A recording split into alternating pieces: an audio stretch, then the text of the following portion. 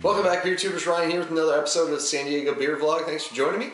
We'll be taking a look at the latest release from Ballast Point. This is their Ton Buckler Imperial Red Ale. It's a big 10% beer. It's supposed to be big on the malt character, big on the hoppy character. This has been a draft-only release from them, and they've even done barrel treatments to this beer, but they've never bottled it before. So let's get it cracked open and see how this is. I've had the regular version maybe once or twice in the past, but I'll be curious to see how it's tasting nice and fresh out of the bottle.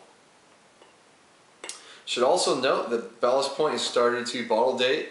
There's a enjoy by date on the neck of the bottle there. So in this case it's enjoy by July 21st of this year. So I assume that's because you want the fresher hop character, but 10%, this beer should age well beyond that. Pours out pretty clear, just spot on red color. I mean, there's a little bit of like an orangish, dark orange tints to the bottom, but other than that, it's just spot on red.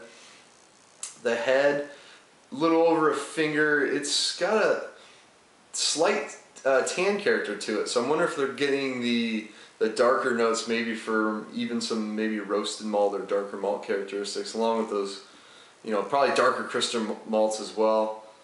A little bit of legs on the side of the glass. Let's get the nose on it.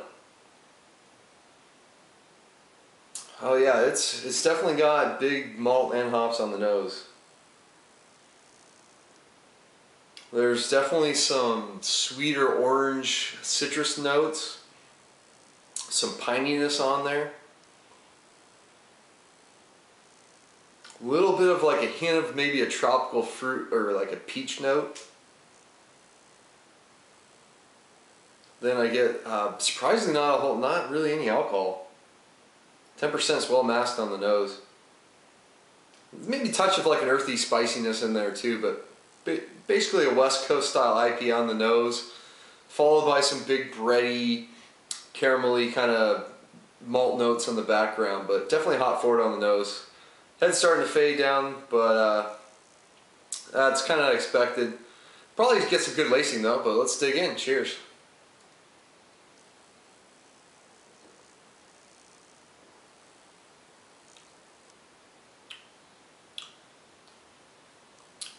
Oh yeah, that's good. Big long finish. Pretty much what they say on the label about being big hoppy beer, big malty beer. It's exactly what this is. And it kind of, although it's about 3% ABV higher, I mean this is kind of getting into like arrogant bastard territory. There's a lot of bitterness up front, but it's somewhat balanced out by a big, nice, sweet malt backbone. So up front, your tongue's just blasted with bitterness, bitter grapefruit, big pininess to it, slight bit of like that earthy kindness to go along with the pine notes. Just there's some maybe like right after that you get a little sweeter hop notes, like a sweeter orange, kind of peach note that you got on the nose. You kind of get that really briefly. The bitterness carries throughout most of the beer, but as that bitterness, you know, once that hits and starts to fade, the malt just really comes forward in the beer. It's got a big sweetness in the back end, which is really nice in this case because there's so much bittering up front that, you know, 10% beer, you know, I can taste just a touch, just a very small touch alcohol in the very back end, but man, it's dangerously drinkable for 10%.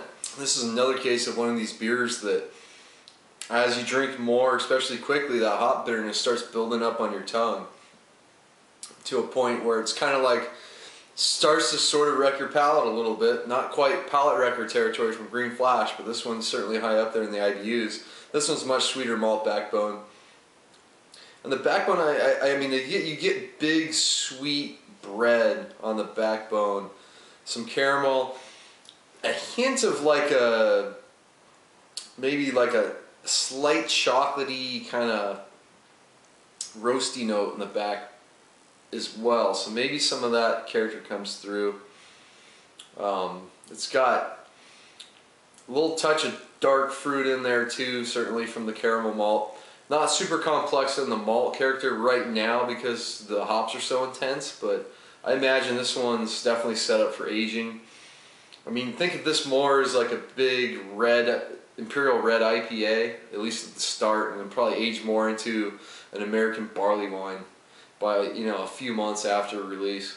Drinking on some more, start to pick up, I don't know if there's some yeast esters in there, but you get sort of like the stone fruit kind of apricot, kind of malt, kind of fruitiness in there. I don't know if it's esters in the malt character.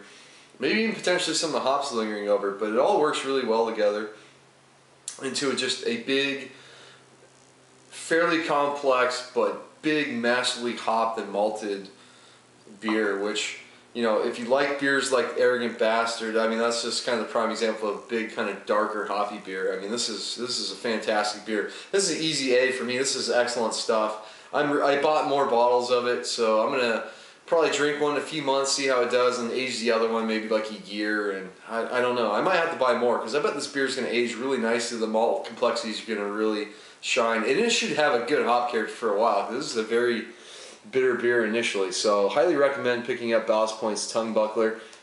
If you've had it on draft, I mean, it's as good as I remember on draft, and recommend picking up bottles if you get Ballast Point in your area. So until next time, please comment and subscribe. Cheers.